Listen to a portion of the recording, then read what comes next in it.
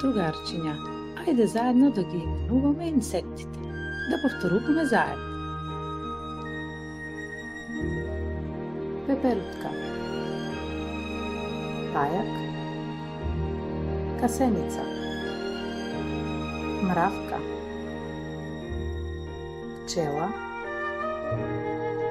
комарец, скакулец, полжа, бубамара, вилинско коњче. Браво! Супер! Ајде уште еднаш.